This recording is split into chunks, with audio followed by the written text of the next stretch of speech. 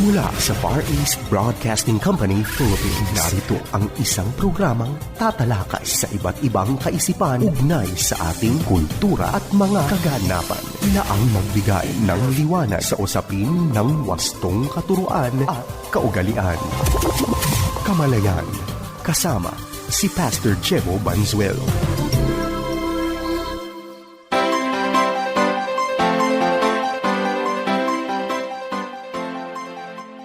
Isang mapagpala at mabiyayang araw mga kapatid. Ito nga po ang programang Kamalayan at ito po ang inyong lingkod, Pastor Jebo Banzuelo. Ang atin hong programang Kamalayan ay napapakinggan sa FEBC Radio TV.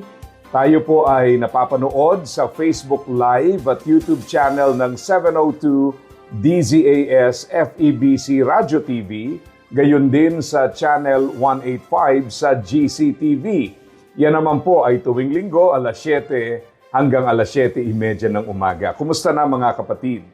Tayo po ay dadako sa ating pag-aaral at pag-uusapan natin ang kahalagahan ng pagkakaroon ng isang tunay na relasyon sa Diyos. Alam niyo po, marami ang bumabalakid sa ating ugnayan sa Diyos at ilan sa mga bagay na ito ay maaari po nating alisin o pagtagumpayan. Kabilang po dyan ang kasalanan, na pwede natin pagsisihan. Nariyan po ang mga hadlang na marahil hindi naman natin maituturing na kasalanan, pero pag hindi natin nabantayan, ang mga ito po ay nakakasama sa ating buhay. Kagaya po ng ano?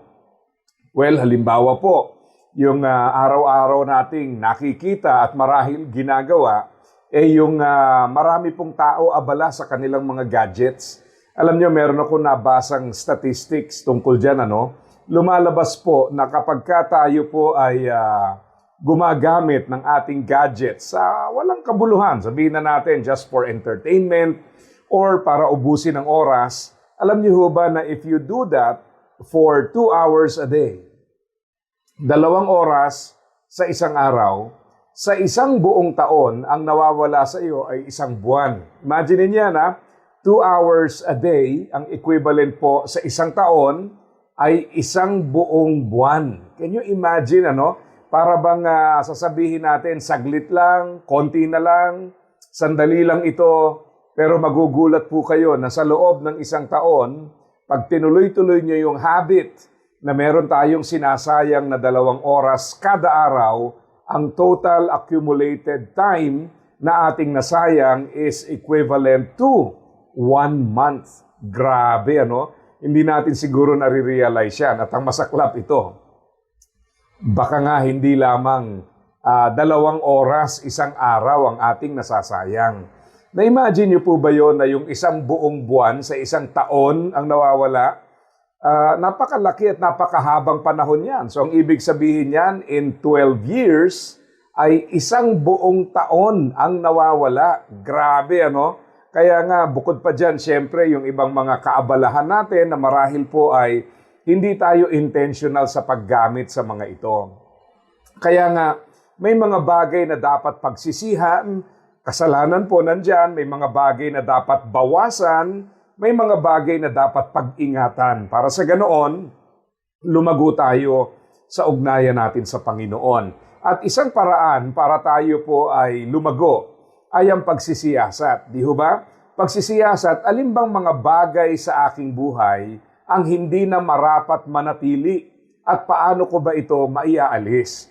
Napakaganda po yung sinabi sa Psalm 139 na kung saan ating inaral nung nakalipas na mga pagtatalakay, "Search me, O God, know my heart, point out anything in me that offends you." Kaya po napakabigat nitong talatang ito dahil pinapakita po ang katotohanan na may mga pagkakataon po na nakaka-offend na pala sa ating Panginoon pero hindi natin namamalayan. Offensive na pala sa Panginoon pero pinananatili pa natin sa ating buhay. Hindi na pala marapat sa ating buhay pero nariyan pa rin siya. Kaya kinakailangan po natin ang tuloy-tuloy na pagsisiyasat para kung ano man ang hindi kalugod-lugod, ito po ay ating mapagtagumpayan. Ngayon, sa ating pag-aaral ay gusto ko pong tingnan natin ano ba ang pakinabang ng pagsunod sa ating Panginoon? Alam nyo kasi pag pinag-uusapan po ang pagsunod, obedience, para bang ang dating sa tao napakabigat. Well, siguro totoo naman. Mabigat in several ways. Ano po? Una, mabigat dahil alam naman natin na ang pagdidisiplina sa sarili ay nangangahulugan na meron po tayong dapat extra na gawin at may mga bagay na dapat tanggalin, di ba? Kagaya po, halimbawa, kung gusto nyong maging healthy dahil ang sabi ng doktor kinakailangan ay i-improve ang kalusugan. Hindi ho ba't dalawang bagay yan? May mga bagay na hindi mo kakainin, iiwasan, at kadalasan yan yung mga masasarap, at merong conscious effort para gawin yung nararapat. At kadalasan po, yan ang hirap dyan. May mga bagay na dapat isuko, tanggalin, pero hindi po natin maalis. At may mga bagay naman na kinakailangan nating idagdag na kadalasan po hindi naman natin magawa. Kaya napaka-importante po na talagang mag-evaluate sa ating buhay, magkaroon ng wastong pananaw tungkol po sa pagsunod at ano ba ang pakinabang nito. Dito po sa Deuteronomy chapter 6, verse 1 to 3. And by the way, ang Deuteronomy po ay sinulat bilang panghuli doon po sa first 5 books ng Old Testament. And then ito po ay dudugtong na doon sa pagpasok nila sa Promised Land. Kaya ho, pag binasa nyo ang Deuteronomy, marami po rito ay mga paalaala kung paano sila iningatan, ginabayan, pinatnubayan ng ating Panginoon, paano silang minahal.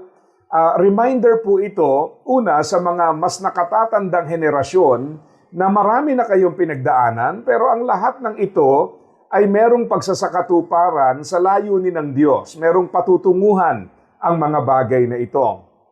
Pangalawa, reminder din ito sa next generation na marahil ay hindi na po aware doon sa mga naunang kaganapan, na sila po ay pinaaalalahanan na may mga bagay na nangyari sa nakaraan at itong mga nangyayari sa kasalukuyan ay hindi nagkataon, merong layunin ito. Kasi imagine nasa wilderness po sila, papasok sa Promised Land. Kaya nga ang isang babala doon, pag pumasok na kayo roon, maging maingat kayo sa kasaganaan. Kasi ang tendency po, galing doon sa isang mahirap na kalagayan sa wilderness, at sinasabi po nating mahirap dahil alam naman natin yung harsh environment ng wilderness, pero kailangan din nating tandaan na yung provision ng Panginoon sapat naman doon. Yun nga lang, kailangan nating alalahanin na may mga challenges din po talaga sa wilderness na kanilang kinaharap. Whereas doon po sa Promised Land, ay sabi nga, it is a land flowing with milk and honey. Kaya po, inuulit-ulit sa kanila, may mga bagay na kailangan yung gawin para maprotektahan ang inyong sarili. At tandaan niyo po, hindi sila hinango mula po doon sa Egypt para lang dalhin sa Promised Land, para lang mag-enjoy ng kasaganaan. Hindi po. Merong higher purpose ang Diyos. It's not only for them to be blessed in a land flowing with milk and honey. Ang purpose po doon ay makita nila ang layunin ng Panginoon, ma-establish po sila as a nation, and eventually fulfill God's plan for them.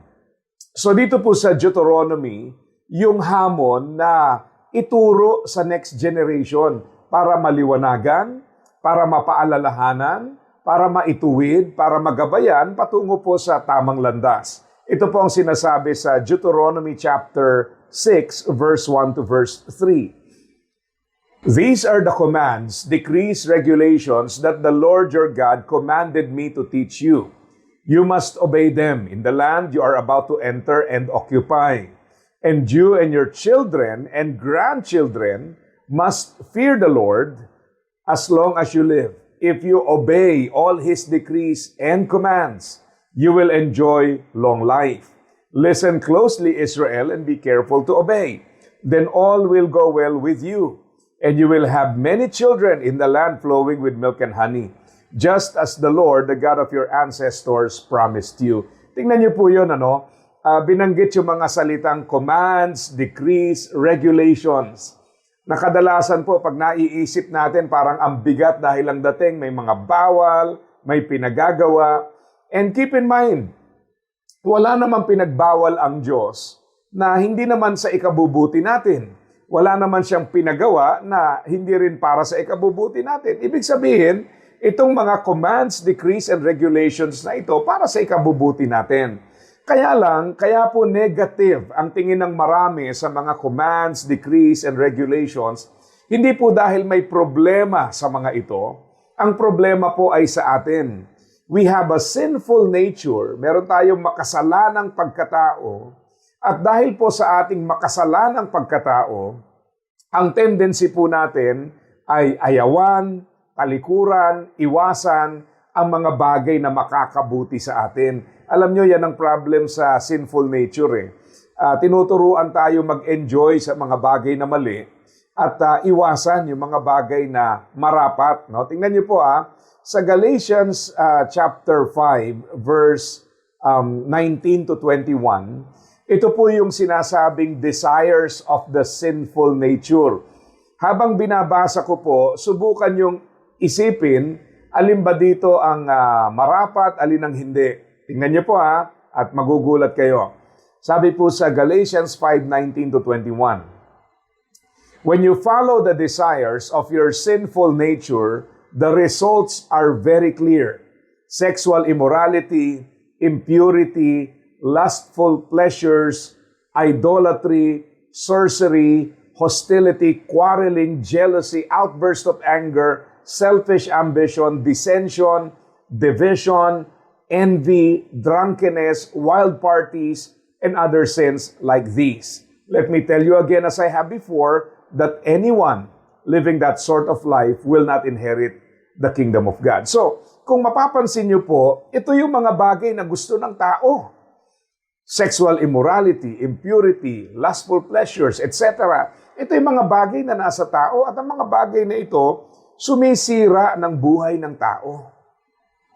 Kaya sa mga nabanggit doon sa mahabang listahan, isa lang ang common denominator. Makasalanan po yan at dahil makasalanan ang mga bagay na yan, walang mabuting ibubunga yan. Kaya lang ang problem nga po, dahil may sinful nature tayo, hindi lang sa hindi natin iniiwasan ang mga bagay na ito, because of the sinful nature, ginugusto pa natin to. Parang walang kaibahan yan sa isang addict, di ba? Pag ang isang tao ay addicted sa drugs, alam naman niya na masama yan para sa kanya. Alam mong masama yan para sa kanya. Pag pinigilan mo siya, sa kanyang tingin, ikaw pa masama. Hindi dahil masama ang intensyon mo, kundi dahil sa kanyang pagkalulong, nababaliktad ang pananaw.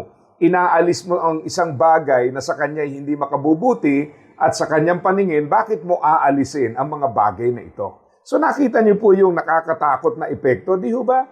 Kaya nga, sinasabi natin, ito ang magiging problem. Kung ang mga bagay na ito nananatili sa ating buhay, sa palagay niyo, paano tayo pagpapalain ng Diyos? Kumihiling ka ng magandang kalusugan, nandyan yung drunkenness, wild parties, at kung ano-ano pa. Paano ka naman bibigyan ng maayos na buhay at kalusugan kung yan ang nagpapatuloy sa iyong buhay? Gusto mo ng maayos na relationship? Baka nandyan po yung sexual immorality, impurity, lustful pleasures, jealousy, etc. O paano magkakaroon ng magandang relasyon kung ang kahilingan mo at yung mga ginagawa mo ay hindi tugma? Paano ka pagpapalain ng Diyos? Di ba? Baliktad Kaya kinakailangan po natin yung presence ng Holy Spirit. We have to obey para kung ano yung kailangan sa ating buhay, yan ang makita, yan ang maganap, para magawa po natin kung ano ang nais ng Panginoon. Kaya ang sabi po doon sa Galatians chapter 5, verse 22 and 23, but the Holy Spirit produces this kind of fruit in our lives: love, joy, peace, patience, kindness, goodness, faithfulness, gentleness, and self-control. There is no law against these things. So mapapansin po natin na ito yung kailangan natin. Ito yung mga bagay na dapat nasa buhay natin.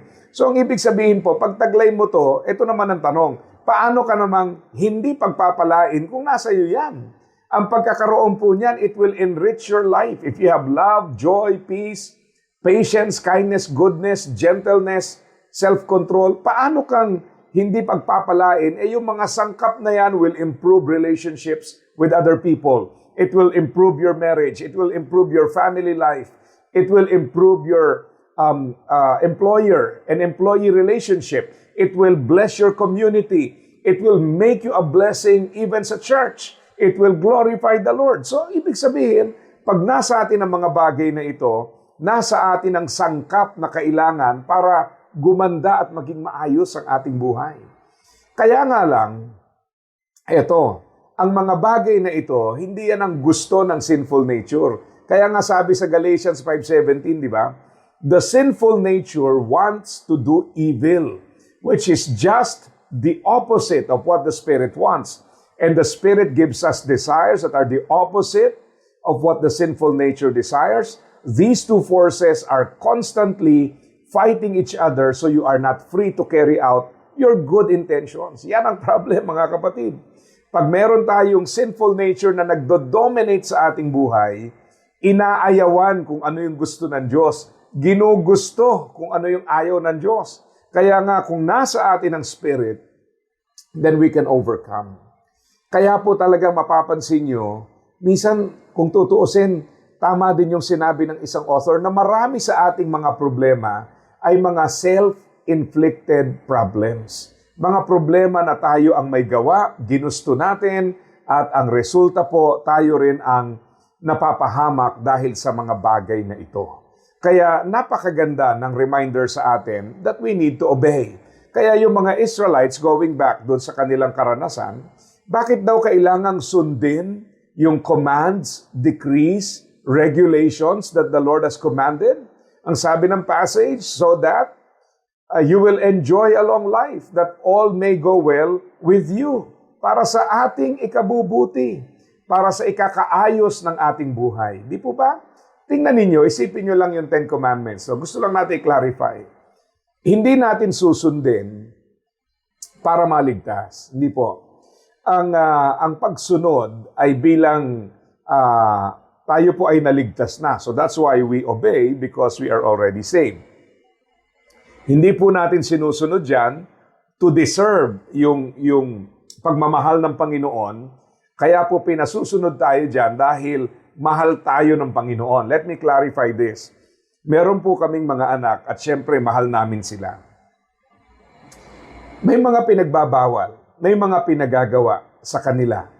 At yung mga pinagbabawal at pinagagawa, maa-appreciate mo ito if you know na ito ay kaya binigay, kaya sinabi, para maging maayos ang buhay ng isang tao.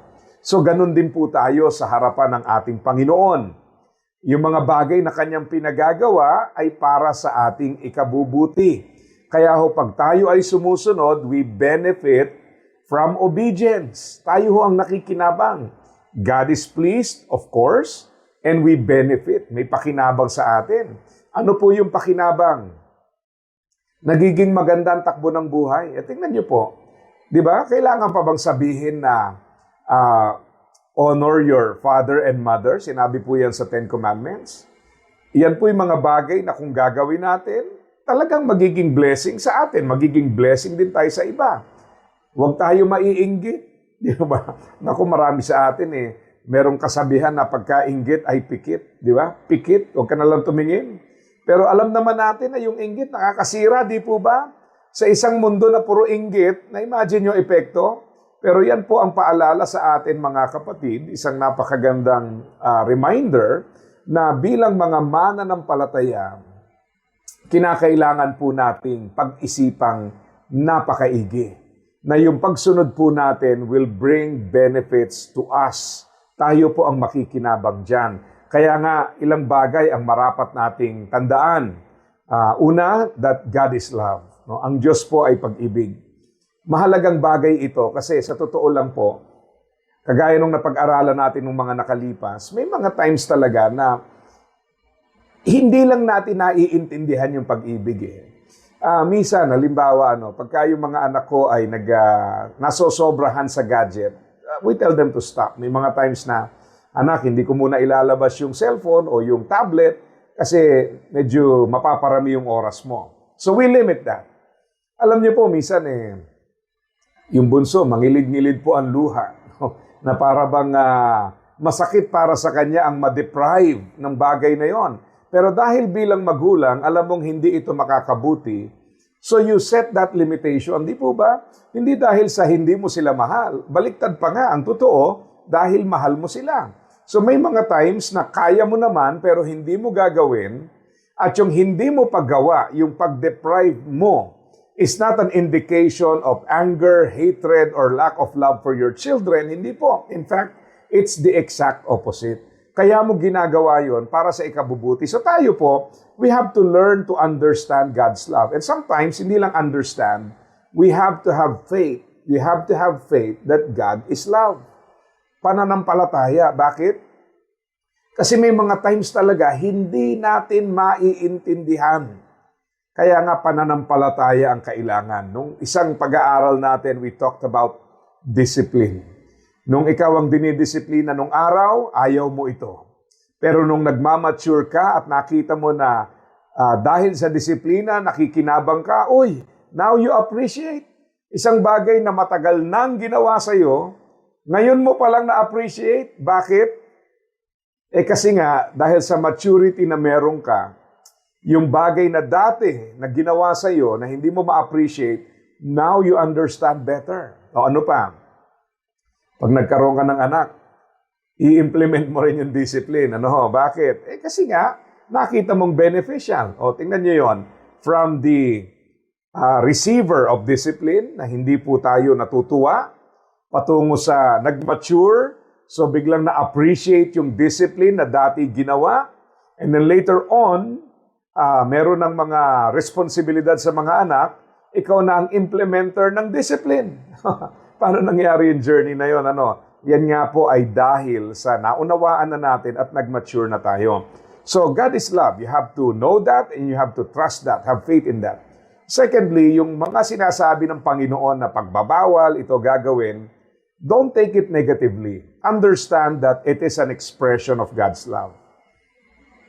Magpapahayag ng pagmamahal yun Kaya kailangan i-align natin yung puso natin sa Panginoon para ma-appreciate natin yung mga ginagawa ng Panginoon sa ating buhay. And thirdly, tandaan niyo po ito, obedience makes us benefit from the commands of God. Pag tayo po ay sumusunod, tayo rin ang nakikinabang. Yan po ang totoo dyan. Tayo po ang nalalagay sa maayos, tayo po ang nabibigyan ng kaayusan. Kaya ang challenge po para sa atin, let us be obedient to the Lord. Let us follow His will and let us be submissive to what God wants us to do. So sana po ay naging pagpapala ang pag-aaral na ito para sa bawat isa. Muli, ito po ang programang Kamalayan na napapakinggan sa FEBC Radio TV. Tayo po ay napapanood din sa Facebook Live at YouTube channel ng 702 DZAS FEBC Radio TV. Gayon din sa Channel 185 sa GCTV. Ito naman ang inyong lingkod, Pastor Jebo Banzuelo, pansamantalang nagpapaalam at nagpapaalala sa bawat isa na ang buhay na ginagamit ng husto at wasto ay walang pagsisisi pagdating sa dulo. God bless po sa inyong lahat. Iyong napakinggan ang Kamalayan. Para sa iyong mga tanong, komento at suhestyon, mangyaring bumisita sa ating Facebook fanpage, Kamalayan FEBC, o mag-email sa kamalayan@dzas.febc.ph.